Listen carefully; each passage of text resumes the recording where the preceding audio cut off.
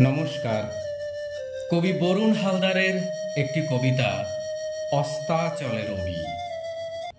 চেতন অচেতনের মাঝে ঘড়ির কাঁটা এগিয়ে চলছে, দেশের কপালে দুশ্চিন্তার ভাঁজ।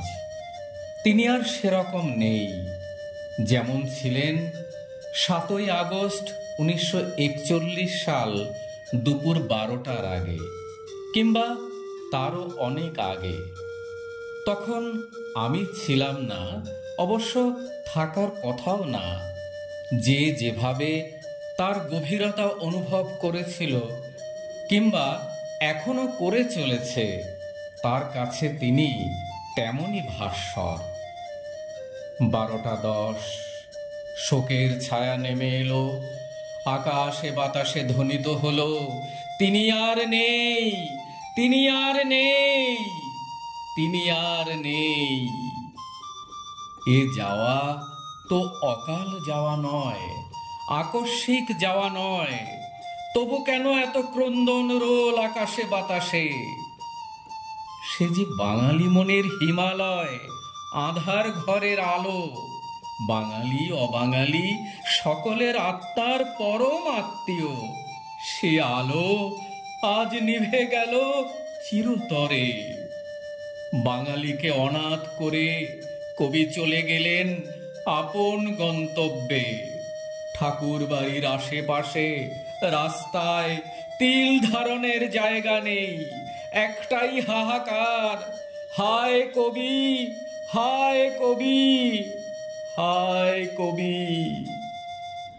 মৃত্যুর দরজা ছুঁয়ে শোক শয্যায় সেজে এগিয়ে চলেছে অমর কবির মরদেহ।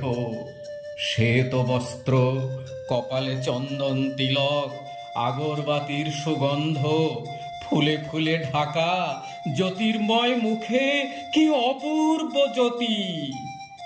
ভাবতেই অবাক লাগে, বাঙালি অবাঙালির সাথে আজ প্রকৃতির মুখ ভার। রবির সাথে রবি অচেতন। বিভ্রান্ত মেঘ চোখের ধারায় ধুয়ে দিল কবির যাত্রাপথের ধুলোবালি। সুসজ্জিত শোকের রথ এগিয়ে চলেছে বিডন স্ট্রিটের দিকে। মুহূর্তের মধ্যে কলকাতার ফুলের দোকানে বৈশাখী খরা।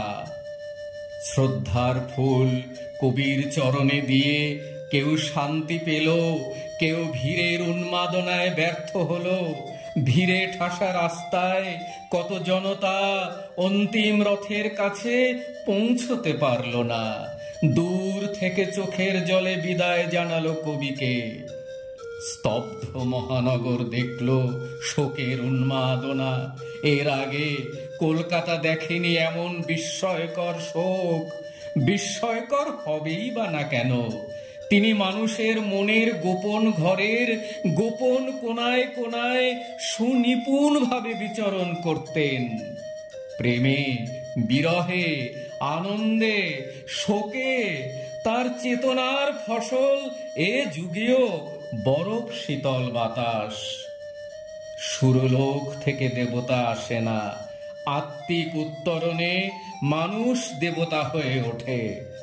জোড়াসাঁকোর দেবতা সবাইকে কাঁদিয়ে চলে গেলেন, আর আমাদের জন্য রেখে গেলেন অসীম আলো। নমস্কার।